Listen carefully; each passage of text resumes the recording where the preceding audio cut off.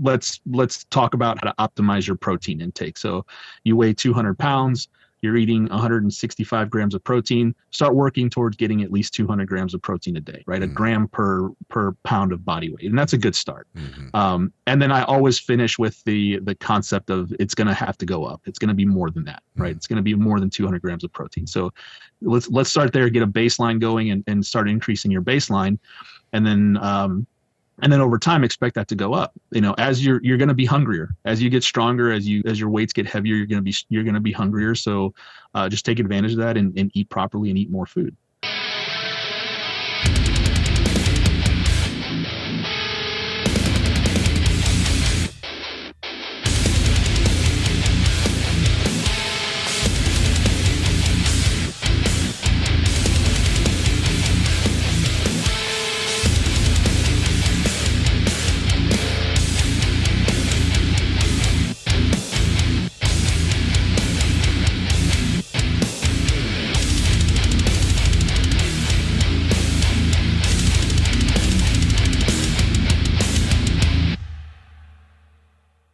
Back by popular demand is our friend Nick Delgadillo. There's a thread on Ripitos Forum with some comments from the haters about this podcast, and then mid thread there are people asking for Nick to do a show. So Nick's not going to do a show, but we'll have him on this one. Hopefully that scratches the itch. We've already got a show, man. I sit there with Rip every week. That's true. You already do a podcast. You don't need two. Today we're going to talk about nutrition, because this is something that is confusing for everybody, even for those that don't think they're confused. This is also something that nearly every member has a question about, every new member. Right. So this conversation will be oriented around trying to help people that are new to the gyms, but the concepts will help anybody who's trying to get stronger. And I guess we should start there, Nick. You can kind of guide this any way you want. This will be an interesting conversation for me, because you and I have never had a nutrition conversation for this amount of time. And, I might learn some stuff today. There's a lot of experience that I have, having been a 168-pound, 6'2" adult male, and now being 240, having gotten up to 255. With a little too much body fat. So gaining muscle, gaining fat, losing fat, and everything in between. And I've had some successes with clients as well. And I know you have too, on both sides of it. Females especially. I mean, I've seen some of your female clients. Bree's a good example. You got her to gain some weight, and she looks fantastic and is super strong. And she's glad that she did. I got my wife to gain a bit of weight, kind of same story. And then this gal, I won't mention her name in case she wants to remain private, but there's this gal that trains with you at Wichita Falls, and she had more body fat than she wanted, and you put her on a simple nutrition plan, and she is unrecognizable. I mean, the progress she's made under the bar and with her body comp is pretty amazing. So, Nick, let's just simplify. Go ahead. No, I was going to say, and that's the hard part, right? Is doing stuff like that. Not gaining weight, but losing fat, losing weight while maintaining or improving performance is kind of the gold standard in my mind. And when we talk about nutrition for the gyms, how to do and implement and talk about nutrition for starting strength gyms, performance has to be top of mind. Yep. We still have to be delivering on the promise of gaining strength as the number one priority. And we'll get into this a little bit more, but depending on the situation, you're gonna have some strength loss depending on what you're doing, maybe, but it doesn't necessarily equal weight loss equals strength loss. Not even as an intermediate, right? Jim Clare from Denver is a good example of that. He bumped his deadlift up to 600 while losing weight, losing fat. So that's right, and not on drugs. Yeah, right. Yeah, everything's the whole situation changes if you're on a bunch of drugs, right? Things in that regard, you just respond better to things, right? But let's assume that you're training, you're doing things normally, and we're doing this through habits and eating and recovering properly. So this will be interesting. It'll be interesting to see who actually listens to us, because according to YouTube, you're fat and I'm morbidly obese, right? So what? Look at this fucking gut, man. Dude, you're gross, Jesus man. Christ. Yeah. How did Rip phrase it? You flow into the room. I love our It's YouTube hilarious. commenters. They're so much fun, man. Yeah. The truth is though, the coach gets credit. Usually it's like, you mentioned that I got these folks to do this stuff. And if you're doing things correctly, the approach is simple. Um, people don't lose or gain weight because people don't fail to lose or gain weight because they have a lack of information. And most nutrition coaching and nutrition seminars, nutrition workshops, people who focus on nutrition spend a lot of time on do this because XYZ, evidence based, this and that. And that's all well and good, right? I mean, there's a proper way to do things. There are things that are rooted in first principles that need to be taken into consideration. But when it comes down to it, it's just like strength training. And I look at it the same way as I look at strength training. Everything follows the performance curve in terms of simple to complex. And in terms of nutrition, the simple to complex carries with it the really, really difficult task of changing people's habits, right? And when nutrition is involved, it's not just going to the gym and working out and training, which has a positive feedback loop, right? You go to the gym, you train, you get the benefit of using the barbell, and that's kind of more of a long-term benefit, but still there's a sense of accomplishment of having gone to the gym. You do the thing, you write it in your training log, you added 5 pounds to the bar. There's a positive feedback loop that's instant gratification there, right? Now that becomes much harder as time goes on, and over the course of 3-4 months, this is when people start to drop off from strength training. When that feedback loop gets more difficult to get through, that positive feedback loop gets delayed, right? So shit gets harder, gets much harder, and now you start to weigh the benefits. Like, is this really worth it for me to keep doing this, to add another 5 pounds a week from now? I'm tired. I didn't sleep enough, or whatever. So to bring this back into the nutrition side of things, not only do you have the feedback loop is not immediate, right? It's if you're doing it correctly, it's going to be gradual. It's going to be very gradual. And people who weigh themselves every day know that your weight fluctuates, right? So based on any number of factors, your weight's going to go up and down. So if you're relying on that as your metric, or the thing that gives you that dopamine hit, right? That's like, I'm doing things correctly, you're fucking up, right? Because it's not going to always go the way you want it to go.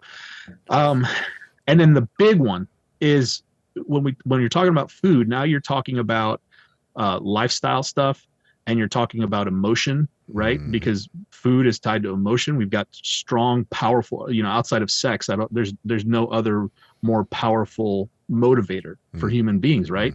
And we tie our social lives around food, and it brings people comfort and habits, the habits that you formed since you were a little kid. All that shit is tied into the nutrition side of things. So the deck is stacked against you unless you have a certain type of personality that is willing to go full autist on the food stuff. And that's not most people, right? Most people don't do this to completely upend their lives, and they will for a short period of time, right? But in order to make any serious, significant progress, this is a months-long process, right? As you know, right, and as I know, it's a months-long process that's not rewarding in the short term. So that's the deal, man. So it's about. So back to my point, it's not about like, you're not losing weight because you don't know what to do. You're not losing weight because you haven't restructured your life, essentially, right? You have to eat less. You have to eat more if you're going to gain weight. And people do the things that they do. And in terms of food, changing those habits that you're used to doing every single day is very, very difficult, right? So when I'm approaching things, it's where is the client at right now? What are they prepared to do? and what's the smallest possible positive change that we can make to get them going in the right direction, right? And then it's the matter of keeping on that task and building a new habit, and then building a new habit on top of that, and then just kind of continuing that process. And and I found, at least, that you don't have to go very far in terms of like the absolute specifics of every single nutrition variable needing to be dialed in. Like, it comes down to just 2 or 3 really important things until you get really far down the line. Again, exactly like in strength training, right? So to put it in kind of more practical terms, right? Most people need to be worried about how much protein they're eating and how many calories they're eating. And initially, that's probably the 2 most important things you can be doing if you're training. If you're not training, then it just really comes down to calories, right? Now, law of diminishing returns applies, right? So as you're going further along, shit's going to change. The interesting thing with strength training is that you're also changing your metabolic situation in a lot of ways, right? So as you're getting bigger and stronger, you're gaining muscle. That number, the calorie number and the protein number, is kind of a moving target. You can look at it as a moving target. So it's going to require adjustment. And the good thing is that if you're strength training, that adjustment probably goes up, right? In terms of how many calories you need. So it's not like traditional weight loss where you're just dieting for however long until you lose the weight. We're actually looking at performance, and we're looking at, how do I keep adding weight to the bar? How do I keep getting bigger? So you'll have to pay attention, and you'll have to make sure that things stay in line. So there's 2 approaches. There's 2 approaches to do that, right? You can eat a shit ton of food and make a lot of gains, and not pay attention to your nutrition at all, and get fat and get strong, right? And that's fine. That's fine, because maybe it'll be easier for you to lose weight once you're at a particular strength level, but that's not required. That's not a requirement for doing starting strength correctly. Recovering is a requirement for doing starting strength correctly. Recovering means you have to eat more food. If you're significantly overweight, you'll have to eat better food, probably is the way to think about it. Not more food, but better food. But you don't have to become a fat ass.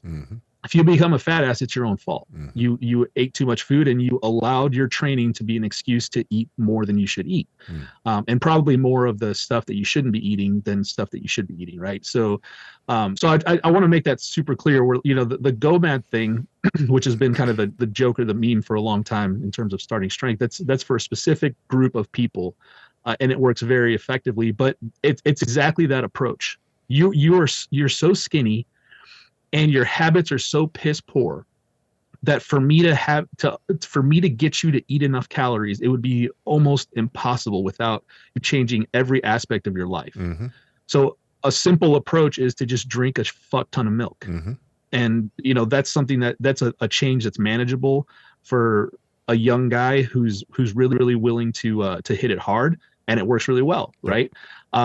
But there's nothing magic about milk. It's calories and protein and fat. It's just you can just consume a bunch of it in liquid form, right? You can do the same thing with food. It's just going to be harder because it takes up more room in your stomach and your guts, right? So anyway, that's a lot of ways to say that. Just like with strength training, where it doesn't make any sense to read all of practical programming and obsess over the intermediate and advanced programs in practical programming before you start your novice linear progression. It doesn't make any sense to stress out about supplements, exactly how much protein and how many carbs and how many fat you need to eat every single day to optimize every variable in your nutrition before you start changing your habits to make a positive change, whether that's weight gain or weight loss, right? Yep. So let's break that down to a first step for the average person that walks into one of our gyms and is wanting some nutrition advice. So going back to the performance bit, that's where it all starts. I've got a view as to what I think is correct here. What do you think is correct? First step, what do they do? Well, everybody has to agree that getting strong is important, right? So that's going to be our first priority, is to keep adding weight to the bar, especially if you're a novice, right? So especially if you're just starting out, that's going to be the number one thing. For a large majority of people just starting out, without changing anything else, starting to train will improve their existence, right? Their physical, their appearance. They'll start to look better. So day one in the gym, at least the way I look at it, it might not be a good idea to overload somebody with a bunch of information and stuff to do right away, because they may be really excited about it at first.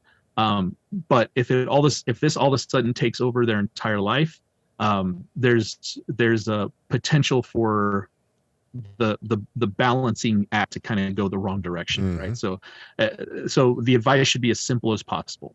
And for me, usually it looks like learn how to squat, learn how to bench, or I'm sorry, learn how to squat, learn how to press, learn how to deadlift. Now you're barbell training now, so the goal here is to get stronger. You're going to gain muscle. You're going to gain lean body mass. Your bones are going to get denser. This is all metabolically expensive, meaning it takes a lot of energy to create and sustain these kinds of improvements. So right now, I want you to think about eating more protein. Do you know how much protein you eat right now? And whatever comes out is usually bullshit. Whatever answer that comes out is, what they don't know. The truth is they don't know, right? So, but I want the person to start thinking about protein as a very important part of this puzzle, right? So, how much protein are you eating? They'll say something, and then I'll say, well, whatever they give me, and I'll say, eat more. Eat more protein. Protein is anything with a face and a soul, right? So, I guess crickets. Did you say a face and a soul? Yeah. So your neighbor, crickets and stuff. Yeah. Don't eat crickets. Yeah. They don't have a soul. I guess that's a fine source of protein, but it won't be very tasty. The World Economic Forum might disagree with you, but let's not get sidetracked on that. Right, I know. Protein is flesh. All right, eat some flesh. So don't eat less pea protein, eat less soy, eat more animal stuff. Right. So I'll usually send people home with something like, just when you're eating, look at your food and just determine in your head how much of this meal is protein and how much is not protein. And, if it's not at least a third protein, start figuring out ways to get more protein in. And maybe you just double the portion of protein, or just increase the portion of protein at every meal. So that's a simple first start. And again, this is somebody who just maybe asked me what they should be eating, right? It's not like I want to start a nutrition plan. What should I be eating? Eat more protein. Eventually you're going to have to eat more food. We'll get there when the time comes, but just be thinking ahead about, growing means more food, growing muscle means more food. It means more food and more protein. So, just the basic concepts that food is going to be an important part of this. Sleep is going to be an important part of this.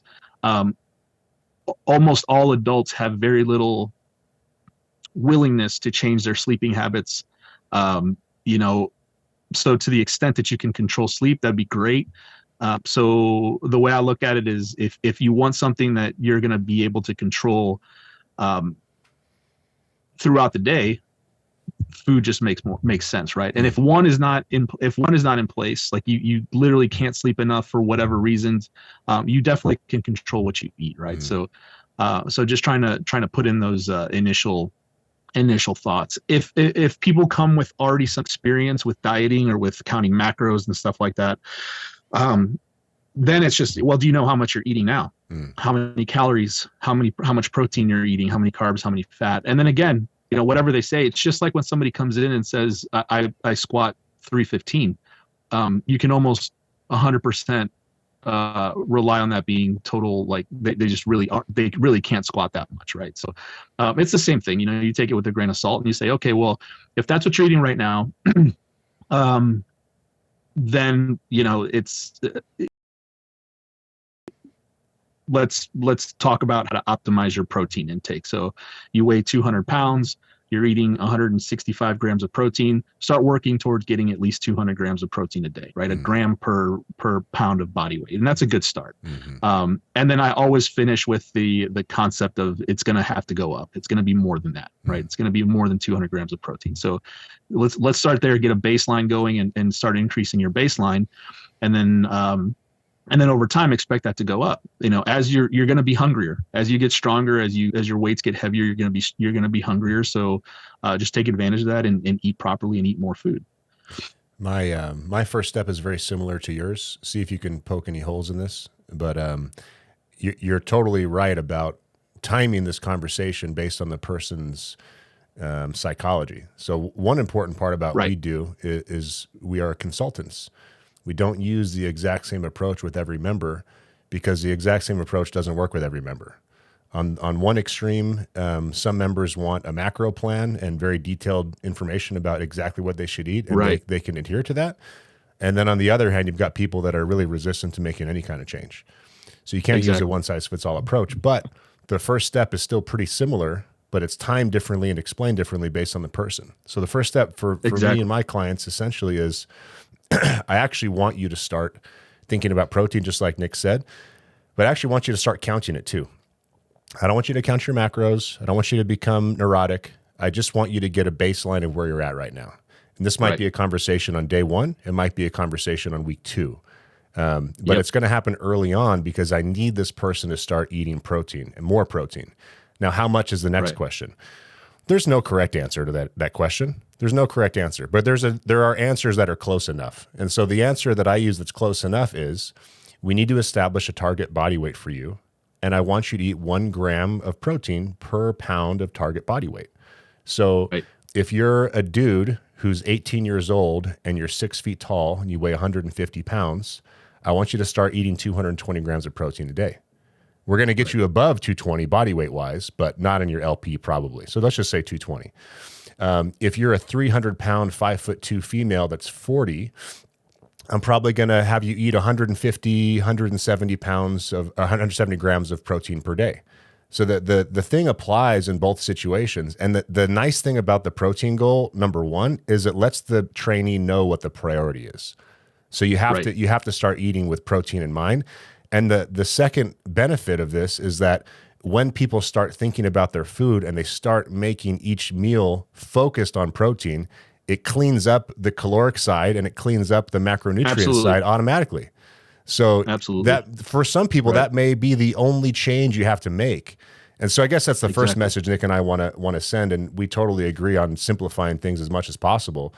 If you're confused about where to start, or if you're not having any luck, or if you're, intermittent fasting or eating like a bodybuilder or doing all this different shit, a lot of that is probably a distraction. And the most important thing you can be doing is consistently hitting a protein goal and setting a baseline.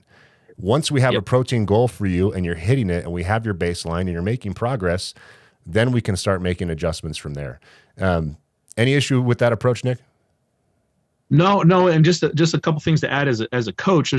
I totally agree too. By the way, if somebody's ready to hear a number, I'm giving them a number for sure, right? Because that's totally appropriate, and I think that's fine. The problem is that I don't know where somebody's mind is calibrated in terms of whether they know how much 200 grams of protein is or how to even acquire that number, right? So if I can get somebody to track it, if I can get somebody to even use portion size. So I guess it's a good idea to tell everybody that, our gyms coaches that are offering nutrition, whether online or in person, are all certified through Precision Nutrition. And the reason we went with Precision Nutrition is because they focus heavily on exactly the stuff that we talked about in the first 10 minutes of this podcast. It's behavior changes, right? It doesn't matter how much information people have. Implementing is the hard part, right? Yep. So it's heavily focused on behavior and psychology and stuff like that. So the moment I took the course, just to see if that's what we wanted to do, it matches up nicely with our approach to coaching the barbell lifts. And actually, by taking the Precision Nutrition course, I think that our apprentices learn a lot about barbell training as well, because it's the same concepts, right, in terms of behavior change and motivation and stuff like that. So anyway, no, that's a good point. You've got a program or a model that will give the person a positive result, whether it's stress in the weight room or recovery after the stress. And then you have the person. and the coach is the Right. intermediary. The coach has to make that connection. Exactly. And that requires Exactly some right. skill. And precision nutrition explains how to do that really well. And for those of you Exactly. that are wanting to coach this stuff, that's an important tool to add to your toolkit. And for those of you that want to coach yourself and learn more about nutrition, Nick endorses the precision nutrition certification for good reason. I think you should take a look at that. Oh yeah, it's good stuff. Even if if you're just interested in it, it's kind of expensive to do, but it's really good stuff. Yeah. And by the way, we have no I'm affiliation totally with those guys. Just quick disclaimer: we don't get any Right. credit if you buy their products. Yeah, we don't. Yeah. They'll happily take as many of our coaches as we want, but yeah, we don't. They don't give Ray a kickback every time we sign up a coach. Maybe we should. Let's talk about it. We weren't quite Jewish enough on that, I guess. I'm a half Jew, so we'll let this one slide. If anyway, you got something totally next, go board. for it. Otherwise, I've got a thought too. Yeah, just on the coaching side of things. So the totally on board with giving a number if I think it's appropriate. The thing that I want coaches to avoid doing is giving too much information. Again, just like with barbell training, like there's no need to impress a client with your knowledge of nutrition.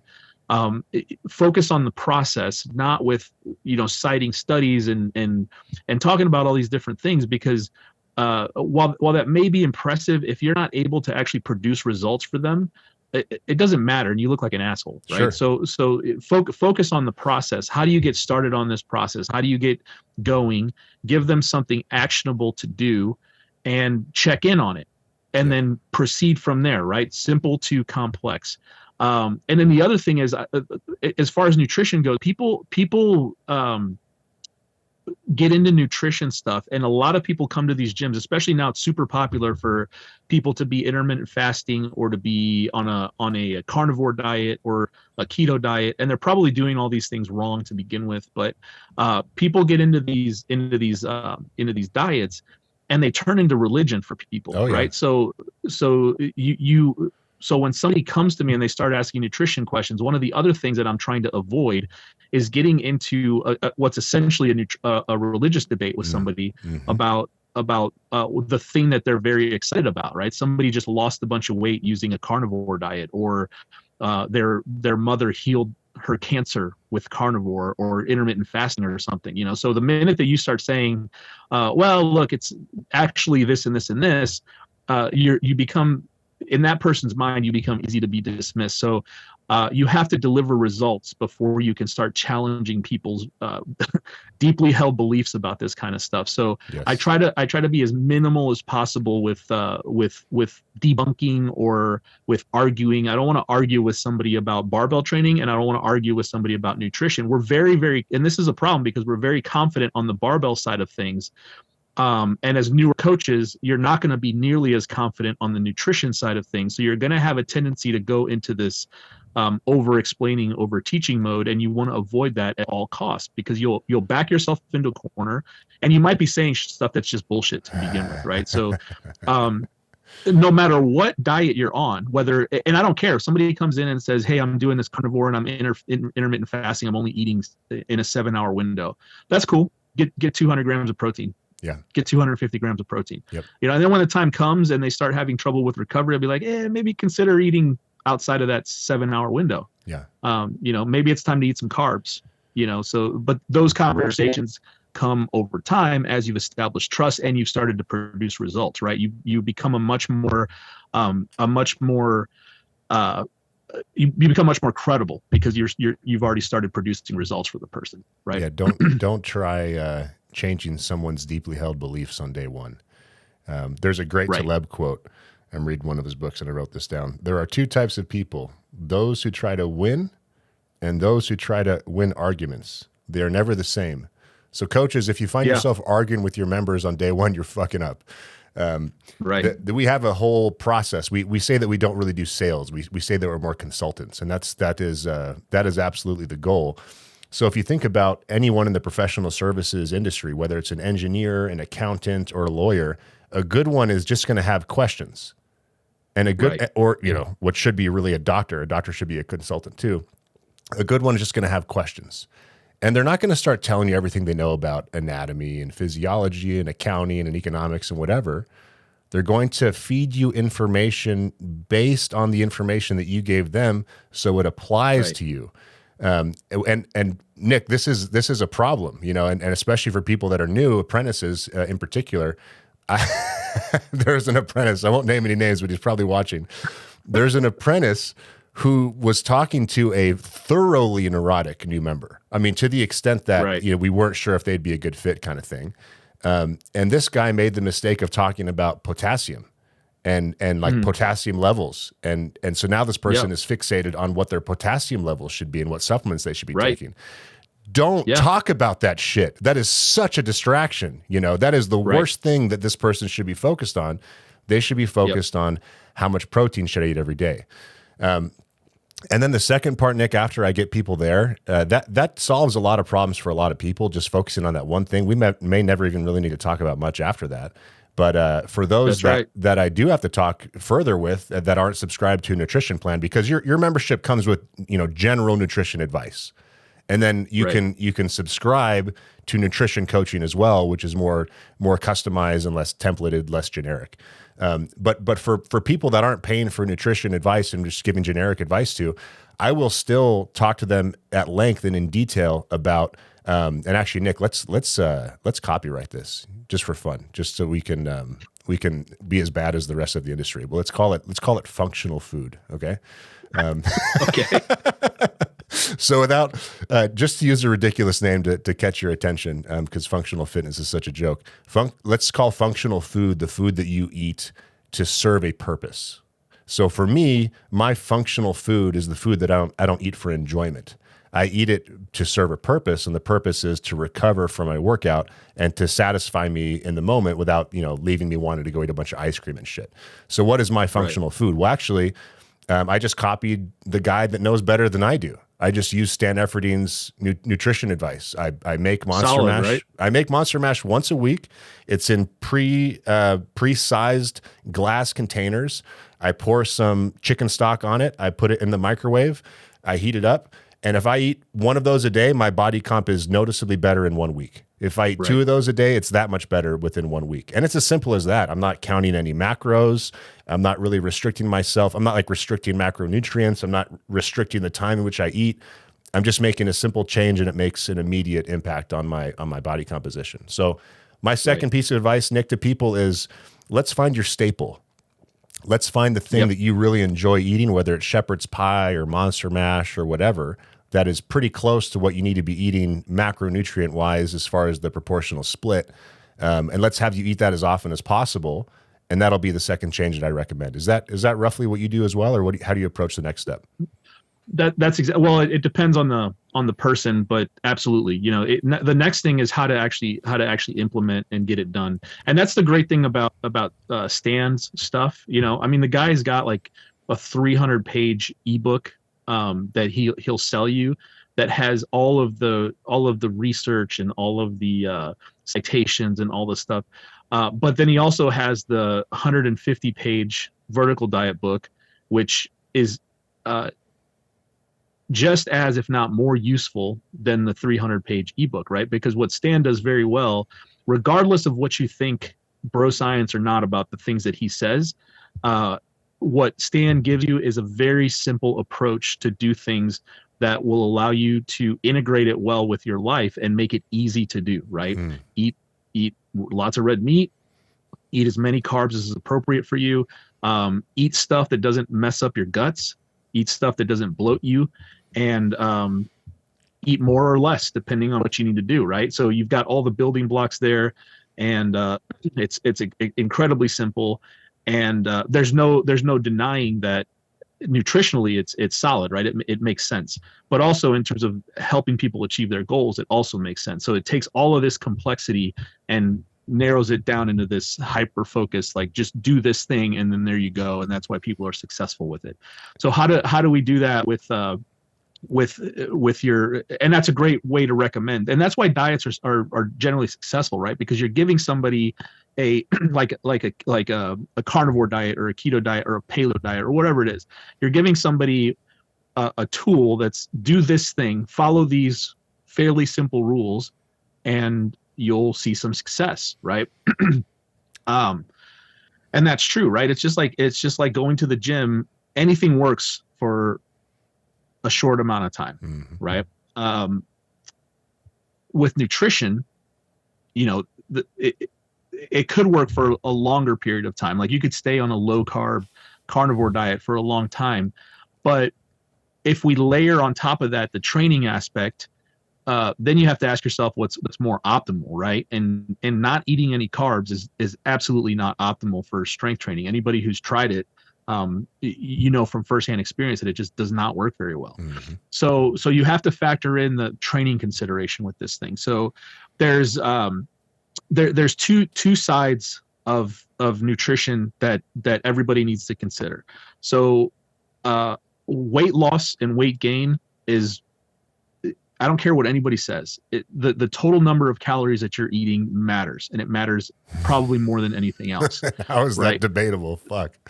It is, dude. It is. People argue all the time, right? So you can lose weight, eating less calories and eating the shittiest food on the face of the earth, right? And you can do a hybrid of that where you are losing or gaining weight eating shitty food.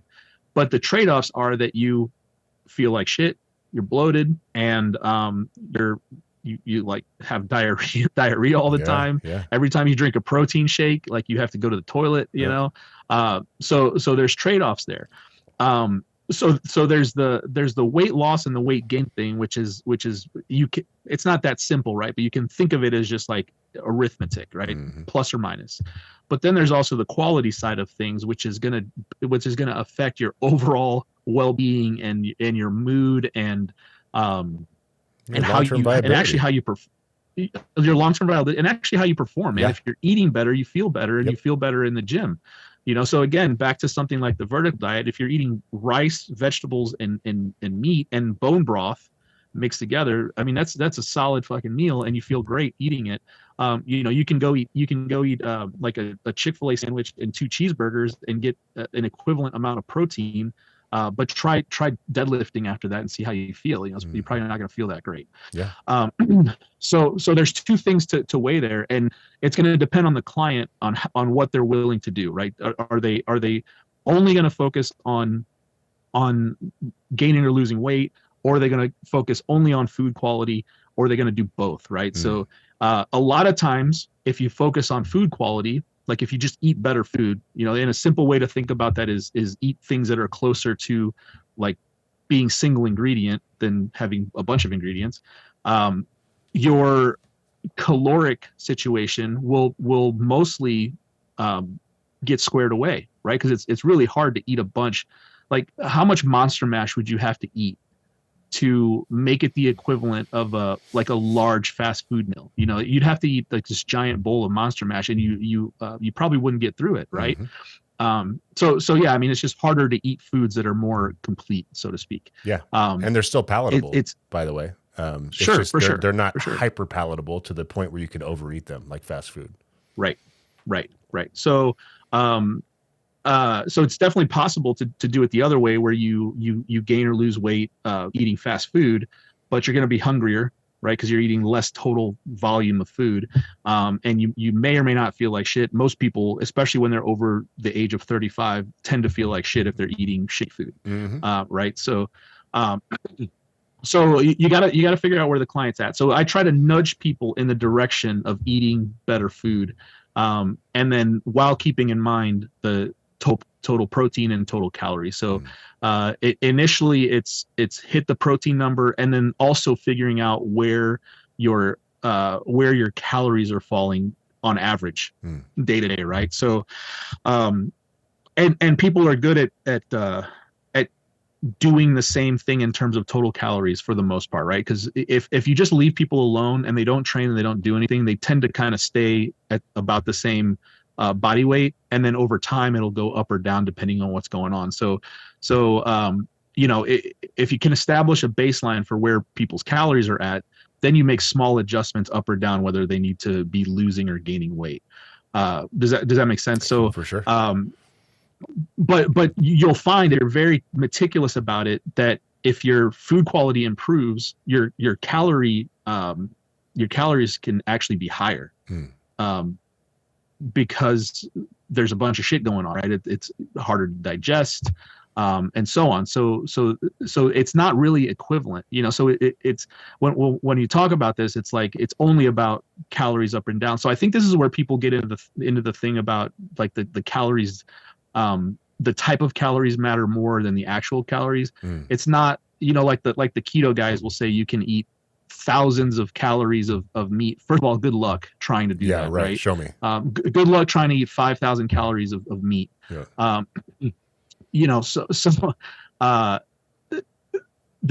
think that's where it comes from, where it's like, if you're eating better food, yeah, there's some like thermodynamics and stuff involved where it's not equivalent, right? Like a cheeseburger is not equivalent to a Monster Mash meal, but it's not that big of a difference where it's going to be like this significant change, right? So it all matters, but you got to be focused on how much calories you're eating. You got to be focused on optimizing protein, and then it's up or down by maybe a couple hundred calories to push things in the direction that you want them to go. And then the second part of it is food quality, like getting people to eat better food, just in general. So that's a long way to say that's the next step for me when I'm coaching somebody, is like, let's stop eating a bunch of shitty food and start working more towards eating better food. So this becomes a more sustainable thing long term. So I'm always looking for, just like strength training, I'm always looking for how do we keep doing this for the next 2 years and not just get a result in 12 weeks that's not sustainable. Right. I get so many clients who are like recovering nutrition clients, or recovering strength training or rehab clients who go to somebody else and they have them doing like these super aggressive cuts for 3 months, for 12 weeks or 16 weeks. And then they do like a maintenance or whatever, or a bulk. And it's just constant, like aggressive up and down. That shit's not sustainable and it's not healthy. Like they come to me and they're wrecked, dude. Yeah. They're just all over the place. Metabolic syndrome. It's a mess. And not only that, but they're messed up in the head too. Yeah. Their relationship with food's all fucked up. It's not right. Don't be patient, right? It's like we're talking to adults. We're basically a 40 plus gym. We've got members of all ages, but the bulk of our membership base is 40 plus. So you guys are smart enough to know. I mean, you can afford our membership, right? So you guys know that that it takes time to accumulate progress financially, under the bar, and with your nutrition. And if you're looking for a quick fix, we're not the guys for you. We're not the right answer for you. There is no quick fix. Yep. I want to go back to what you said about Stan's book. So there's the ebook with all the citations. There's the print book, which I think you should buy. I have it, and it's a good reference. But if you don't do that, then just go search for his pyramid of foods that he recommends, and it's the one you have printed on your fridge, Nick. Go print it out. Right. Put it on your fridge. Yeah. And if you only just say, okay, I'm going to try to eat more of the stuff on this list versus the other stuff, replacing something good with something bad will get you much closer to where you want to be. So Nick, our second step is pretty similar, just kind of articulated differently. And then my third step is, I think your second step encompasses my third step. So just to walk through it again. Step 1, protein goal. Step 2, establish your staples, if necessary. You may not even need step 2. And then step 3, if necessary, is cut out the shit that you don't need. It's not the same for everyone. For most people, it's going to be liquid calories. Like if you're still drinking Coke, what the hell are you doing? Don't drink Coke. Yep. don't drink a drink with 50 grams of sugar. That's insane. That makes no sense. You need to get over that habit. Change your palate to make it crave such a jolt of sweetness less. But yeah, so step 3 is cut out the shit that you don't need. So for some people, it's changing the way they order certain meals. Maybe like an easy fix is just cutting out some fat, because there's so much hidden fat in everything we eat, which might include changing what you order at a restaurant. For a lot of people, it's cutting down alcohol. For a lot of people, it's cutting down Starbucks or Cokes. But those 3 steps for the vast majority of people, in my experience, are all you really need. And notice that there's no macro counting. I mean, I want you to kind of count protein just to get an idea. Like awareness is the first step to understanding of the problem. So when you just start looking at how much protein you're eating, if this is the right type of client for that challenge, that will give you an idea of what the problem is. But notice the lack of complexity here, right? It's 3 simple steps and it's oriented around performance. We're trying to make you stronger. When you get stronger, you will gain lean body mass, which is good. The two are intertwined. There's no decoupling them. That's a positive thing. The next question is, what do you do about the fat mass? And the way that you dial in the fat mass is through manipulating calories and food quality. And the way that you do that most efficiently, most effectively, and in the most sustainable way is by following these simple recommendations, at least from my point of view. Any issue with that, Nick? I look at it a little different. So I do look at it in phases, and just in terms of how to deliver this to somebody so that they understand it and can implement it. But so there's the process, of how to accomplish a body composition goal and a performance goal or a performance goal.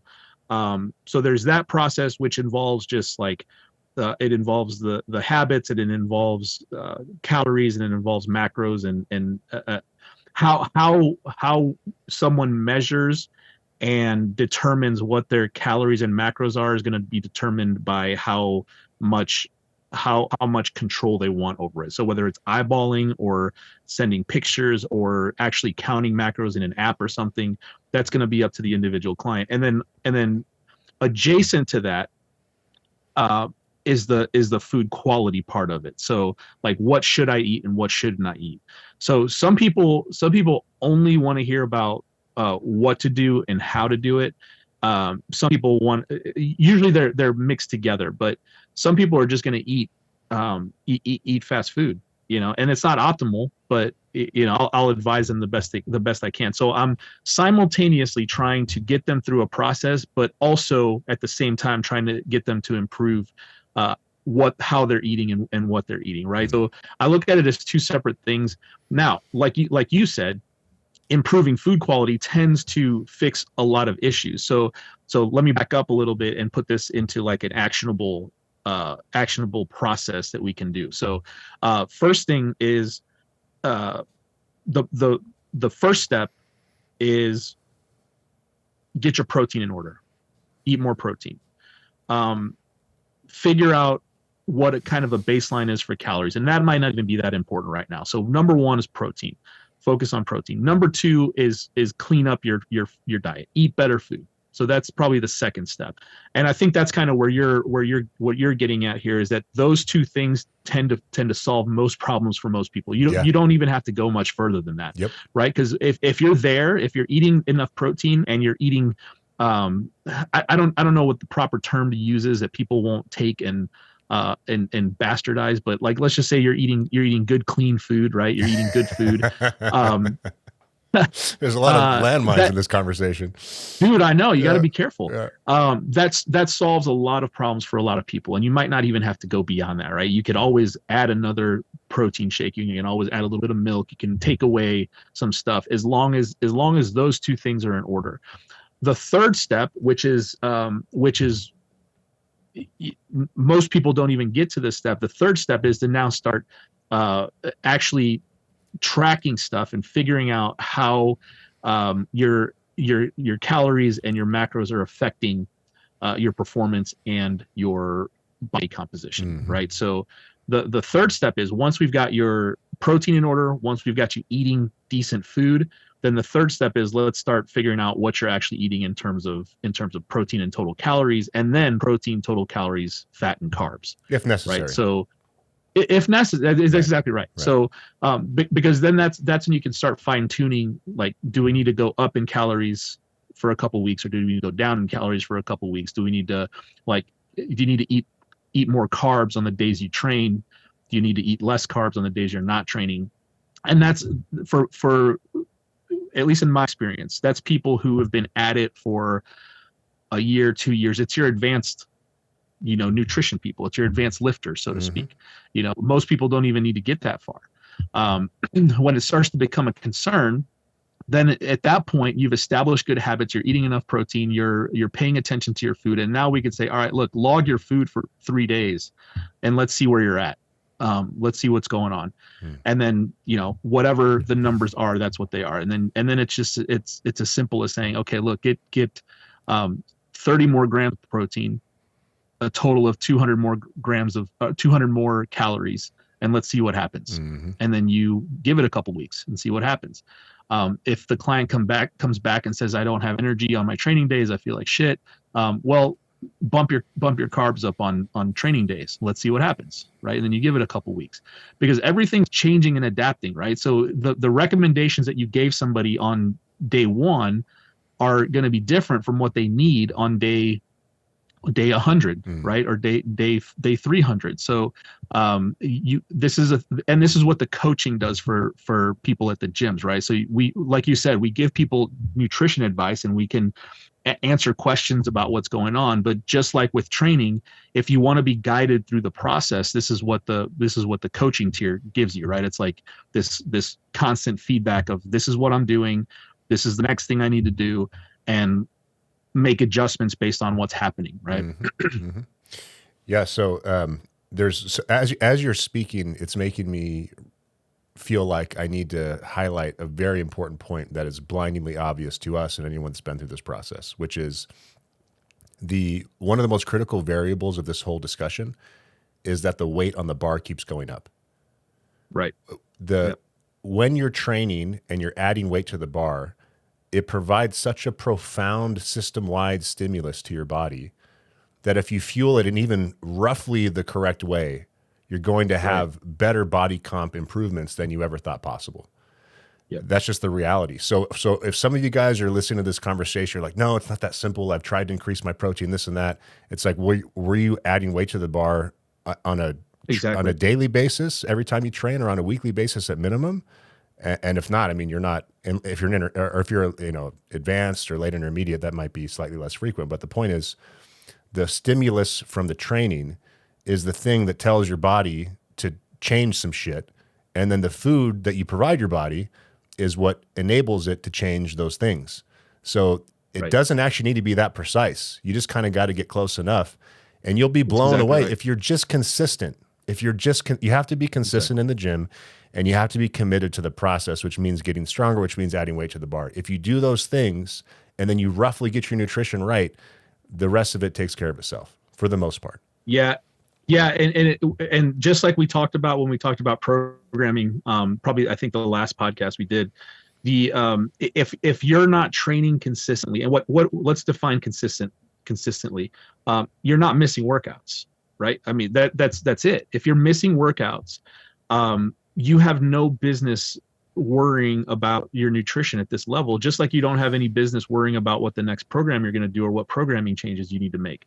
So we are operating under the assumption that your training is in line and it's being done consistently, because all these recommendations are dependent upon you requiring a whole bunch of calories and needing to build tissue to get stronger. Right. So, I mean, if you're not training, we would have a whole different conversation about nutrition. It'd probably be a lot simpler, and you'd probably have to worry about other things. But yeah, it's like you said, Ray. It's if you're getting close, it's easy enough to make small changes to keep the needle moving.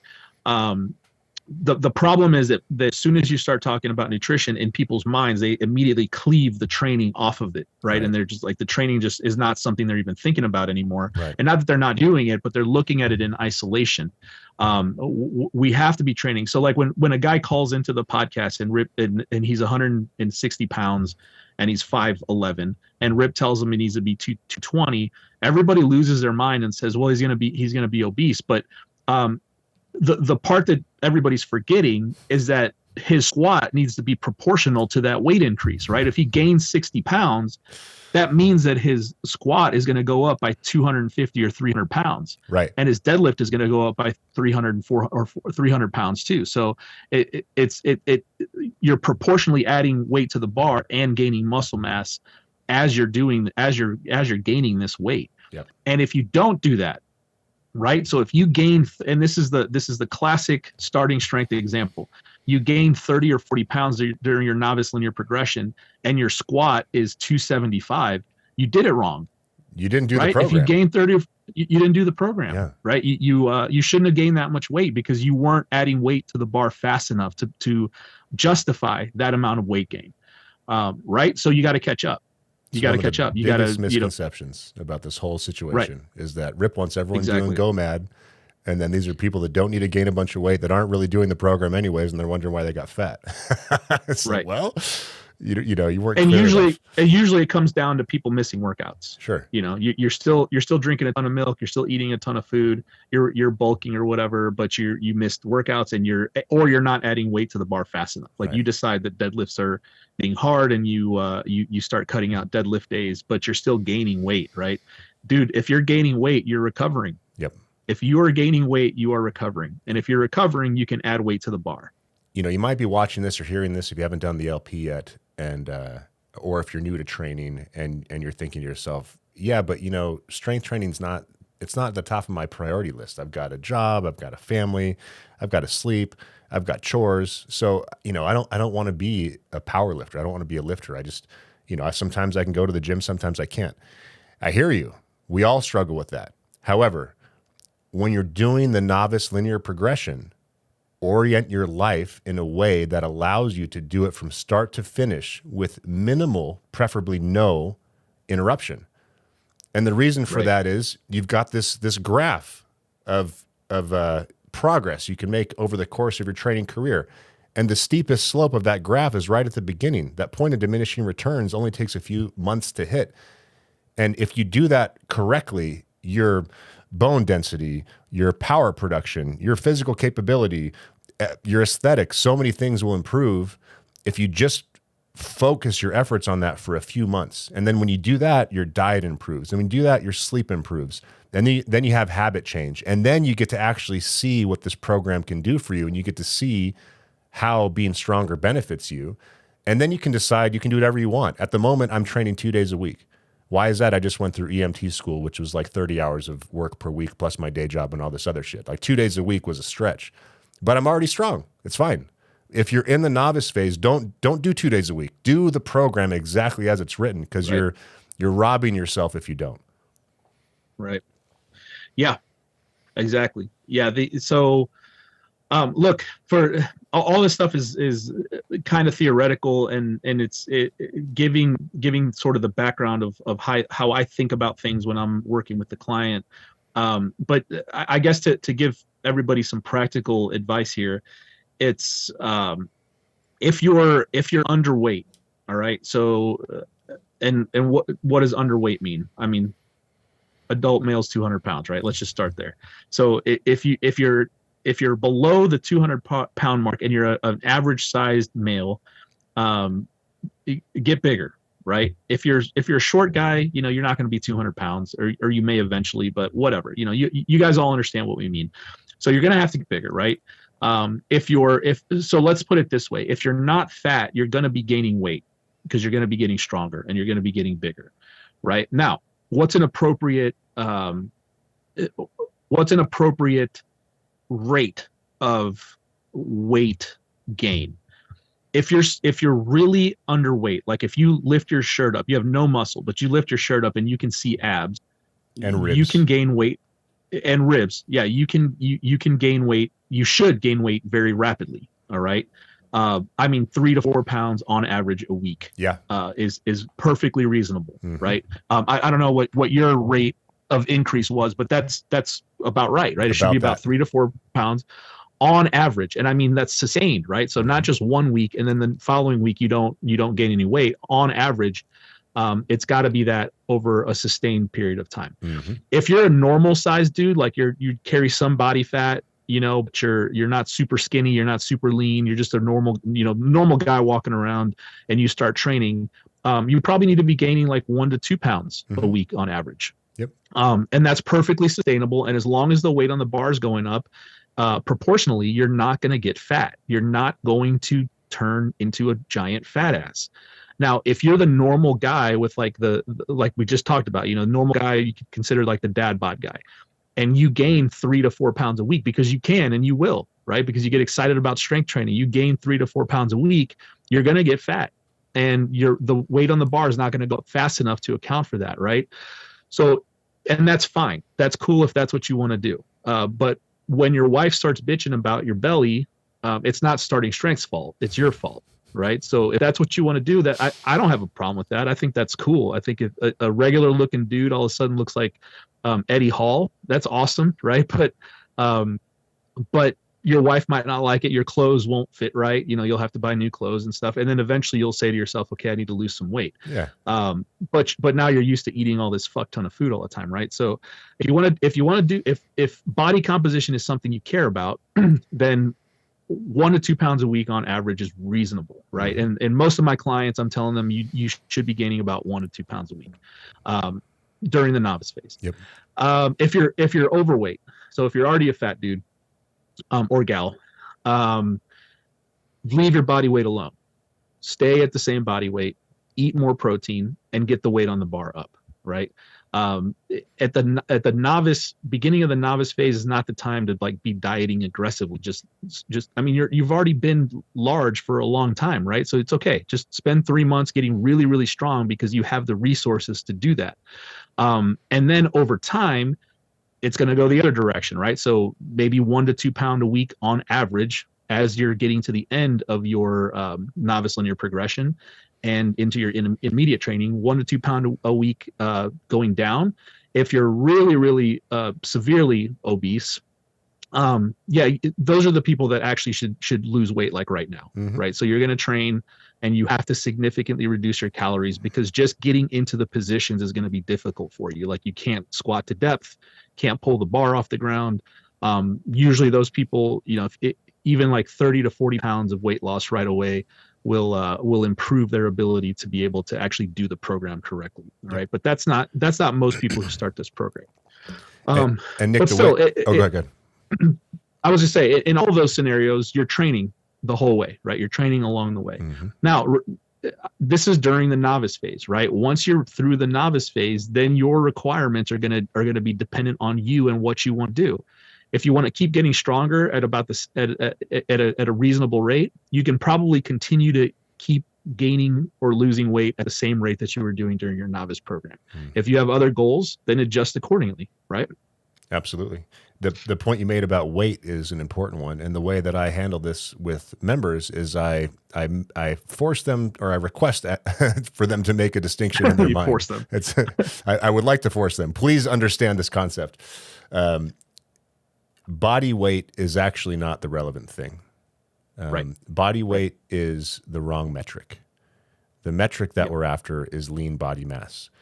If you are morbidly obese, if you're obese, or if you're just a little fatter than you want to be, and you improve this, if you do this program, your body composition will improve.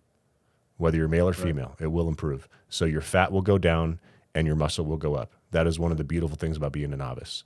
So like we see all the time at the Boise gym, because we have quite a few older gals who want to lose a little bit of belly fat, they're focused on the wrong metric. They're focused on weight on the scale.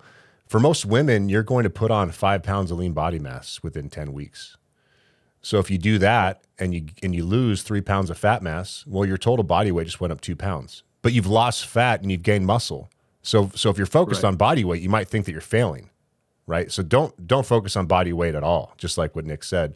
And yeah, it's easy to get extreme about this stuff. And I think the point that Nick made at the beginning of this conversation is a really, really important one.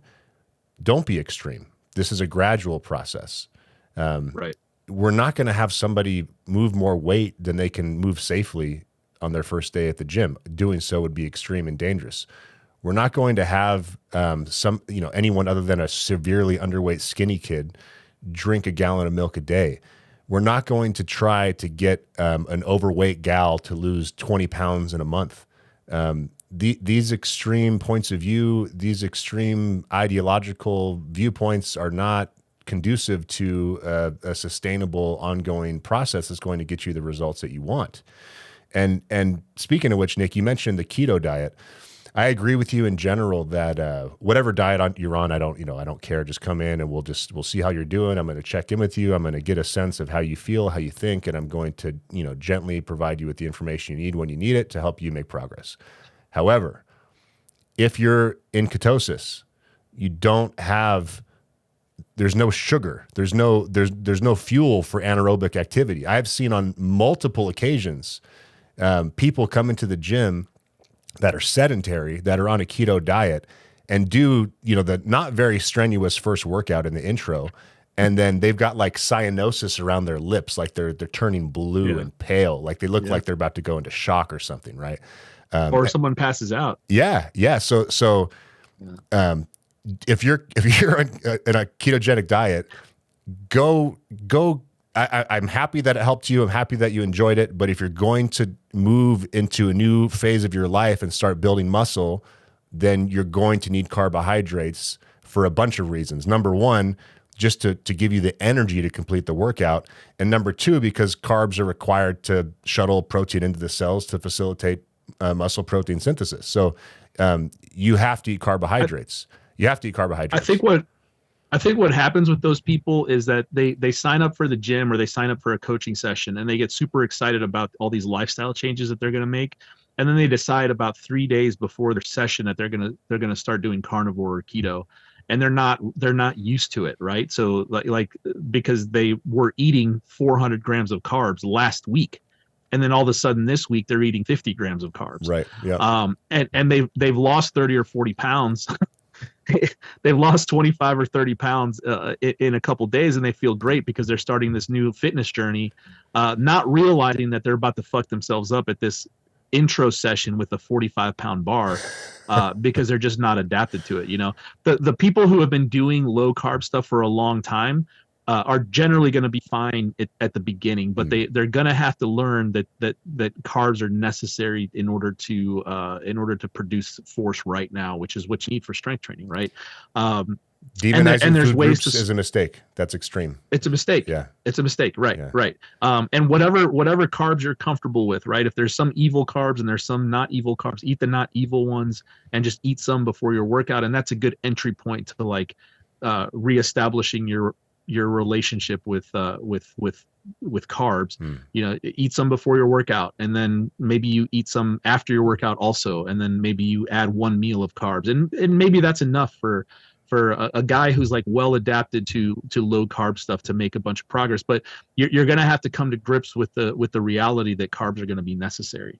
And yeah, people respond to things differently, but we always want to present the optimal way to do things, and people just refuse to do things optimally. So it's just always trying to get somebody closer to optimal than they're comfortable with, right? So optimal isn't exciting. So yeah, at least no, it's not. It's not at all, right? And it goes counter to what most people want to do.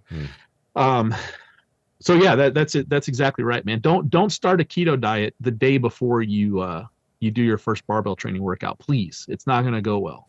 It's not going to go well. It's really not. We don't want the liability. We feed these people Coca-Cola from Subway next door if this ever happens. It's dangerous. Don't subject yourself to that shit. So let's talk about people that have some bad habits, that are eating too much sugar. They're eating a bunch of candy. They're not happy with their body comp. And let's assume that this person is past the novice phase just for the sake of simplicity. It's an addiction. It's an emotional connection. Everyone's wired differently. I can't claim to know how you feel about food and how hard it is for you to make a change. I don't know what your level of motivation is, but one way I heard it put to me, actually, Nick, you like hardcore. You know the band Bleeding Through? Yeah. The lead singer, Brandon Chipetti, got into the fitness industry, and he did some vlogs for a while. And one of the things he said really stuck out to me, which I think makes a lot of sense. He's like, if you want to improve your body composition, eat like an adult. Right? I mean, right. Are you, so who's eating pizza, ice cream, corn dogs, and candy? That's kid shit. And you can feed a kid anything because they're just growth machines, and they actually, may actually be beneficial in some ways. But just like you said, once you get to a certain age, you start feeling like shit if you don't start eating correctly. Right. So Yeah. It We experienced it firsthand when we were driving around the country, and eating shitty food. And that's probably the worst I've felt in my entire life, man. yeah, we had You no know, options. Taco yeah, Bell. we did. I mean, we could have planned, and Well, done stuff, no but, convenient options. We no could have been convenient stan about it. options. Yeah. But even if you're trying, you're out and about and you're trying to eat well, the options are very limited, and the just the whatever's in the food. I think it's the oils, man. Like the Oh heavily yeah. processed oils mess me up. Oh yeah. I'm not saying that's like evil or anything, but it messes me up. I know for sure Yep. because especially on the road.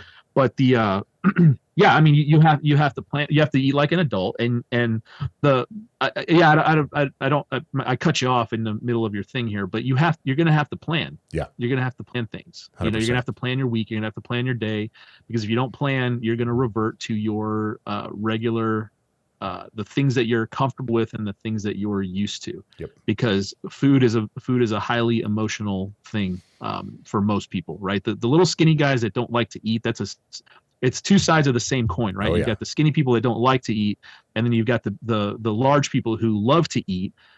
It's the same problem, just on two sides, right? Yes. But in either one, it's like, what are you comfortable with? And you have to constantly be just slightly uncomfortable, right? And if that means eating a little bit more food than you want to, that's uncomfortable. Eating a little bit less food than you want to is uncomfortable. The good thing for big people is that you're already able to grow, like you're already big, right?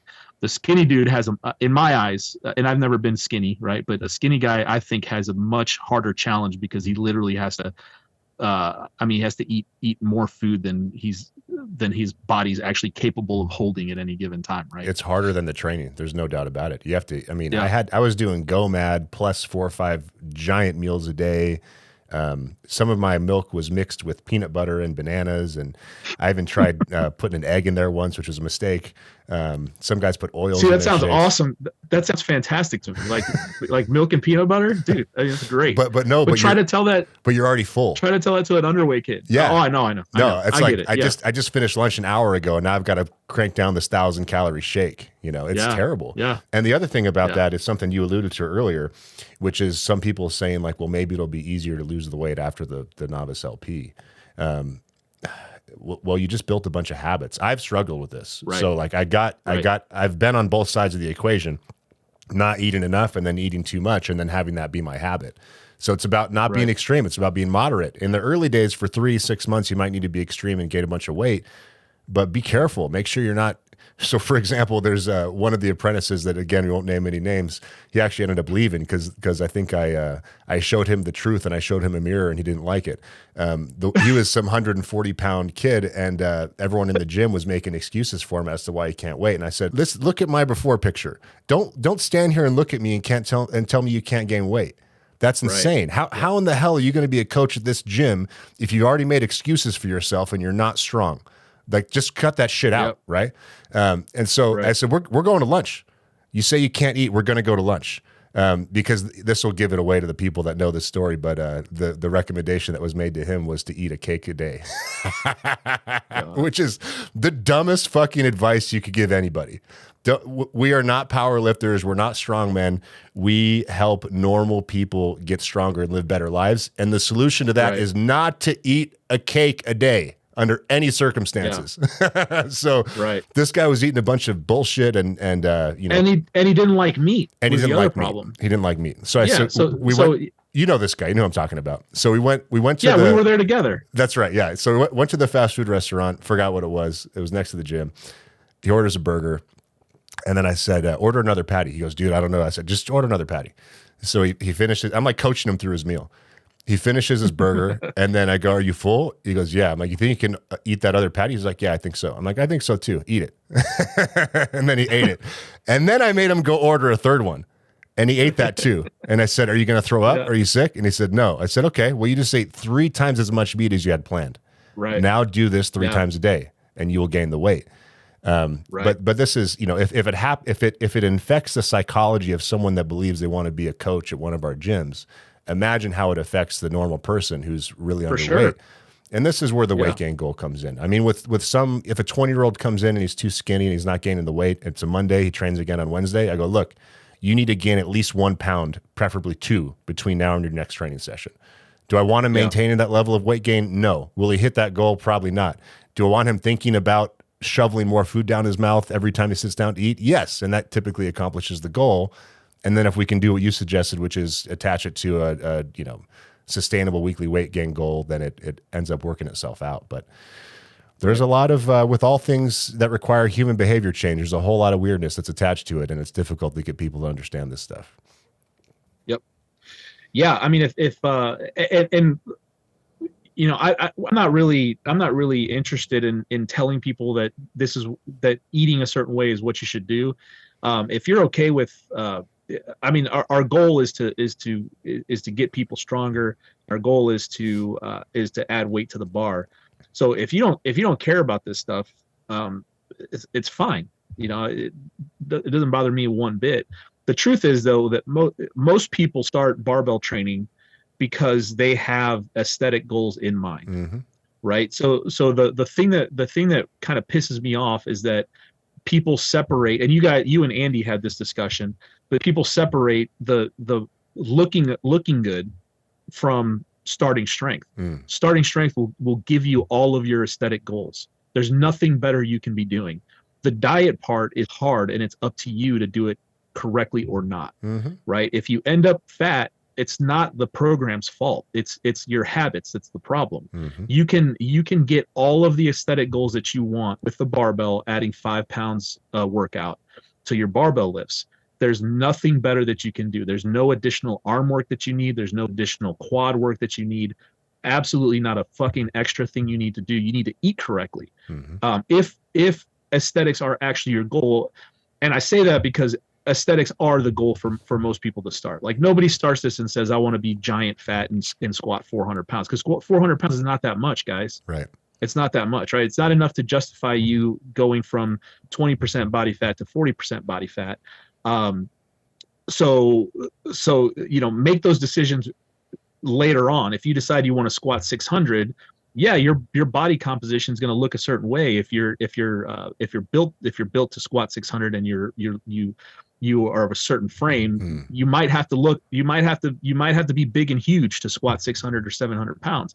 But normal people walking around that want to squat 400 pounds, it's on you guys. It's on you if you want to do it properly or not. So again, I don't care either way. I'm not saying that you're quote unquote not doing the program if you're not doing the nutrition properly, but be honest with yourself. And if you care about the body composition stuff, there is a proper way to do it. And it involves eating enough protein. It involves probably cleaning up your diet significantly, eating closer to whole foods, and then probably eating more food than because once you've cleaned up your food, it's probably going to actually require more volume of food in your guts to actually get this done correctly. And if you're underweight, you got to eat more. If you're overweight, you got to eat less than you're comfortable with. And that's, if we were to kind of summarize this, that's the whole deal, right? Yeah. And by the way, if you are overweight, for me anyways, and it might be different, everyone's different, it takes only a couple of days to get in the habit of being just a tiny bit hungry after each meal. Yeah. And then you see that as your finish line, and then you try to hit that finish line. You don't go over as often as possible. Then you start orienting your meal size accordingly, and then that becomes your habit. And they say it takes 30 days to build a habit. Who knows? Everyone's different, but do that stuff consistently. There's one other point I wanted to make that I forgot to make earlier when I was talking about eating like an adult, Nick, and then whatever points you want to make before we wrap, cool with me, and then we'll close it off. But okay. So for those of you that are in that category, if your diet's shit, if you're eating potato chips and pizza and ice cream, and this is like everyday kind of stuff, the protein thing and the staple thing are going to help a lot, but that's not going to change your habits when it comes to cheating, is what the term is used, right? So when you eat ice cream, have 4 or 5 spoons of it. Don't eat a pint of it. Just, again, go away from being extreme. You don't have to remove the things you love from your life, but if you just tone it down, and this, I'm speaking from experience. Like, if you give me a bag of potato chips and I'm watching something, I'm not paying attention, that thing's gone, the whole bag. Yep. I could do the Yep. same with the tub of ice cream. I could do the same with a bag of candy. When I go to the movie theater, I could eat a whole thing of popcorn, drink a whole thing of soda, and have 2 or 3 bags of candy, and that is not good for me. So I have to stay on top of it. I have to portion the stuff out. I have to know what's my limit, right? So again, in the vein of not being extreme, don't demonize foods and totally go black and white. That's not going to work. It's not sustainable. Enjoy the stuff you want to enjoy. Don't think of it like having a cheat day where you just go bananas. Just eat it infrequently and have a little bit less of it, and you'll notice an improvement from that. Yeah, and it goes back into the sustainability discussion or argument, right? So that it's having a, and I hate to say stuff like this because it sounds so like Instagram-y inspirational, but like you having this like Bree, could like you put a quote over the screen and like that flowy text? But having like a normal, healthy relationship with the things you're interacting with, like in this case, your food, right? It's like not turning it into this crazy like magical thing in either direction, where it's like this food is magical positively, and this food is magical negatively, right? So it's like it's not good and evil. It's just what it is, right? Mm-hmm. And everything's on a spectrum. Some things are better than others. Some things are significantly better than others, and some things are significantly worse than others. And it's up to your comfort level to make those decisions. And actually, it's on your the state of your health too, right? The younger and healthier you are, the sloppier you can be with those decisions. Mm-hmm. The more fucked up your metabolism and your guts and your overall health is, and the older you are, probably the closer to optimal you should try to be. Right. But it's all on a sliding scale. There's no, being extreme is not sustainable is the point. Yep. You're not gonna be able to do that for a long time. Yep. So one last point, guys. If you're young, like Nick said, you can get away with eating shittier. But one thing that I had a suspicion of, but I couldn't articulate in my mind, what I wish that I could, that I'll share with you guys, because a lot of our audience is under 30 and male. The habits that you form now are going to be likely to be the ones that you have when you're in your 30s, 40s, and beyond. Yeah. So if you can get away with it, it doesn't necessarily mean you should. And the more responsibility you take when it comes to being reasonable and not being extreme in the way you treat your body, take it from the mistakes that both Nick and I have made when it comes to that stuff. The better off you'll be long term. And I say this knowing if you're 23 and a knucklehead with as Rip says, poisonous levels of testosterone, it doesn't matter what I say, but I offer the advice nonetheless. Yep. Yeah. Nick, thanks, man. That was a good conversation. Absolutely, man. Thank you. And guys, if you want to hear more from Nick, I like having him on. So just comment on the YouTube comments and or just comment on the forum and let us know what you want to hear about, and we'll do more of this stuff. So we'll see you next time. Thanks, guys. Thanks, guys.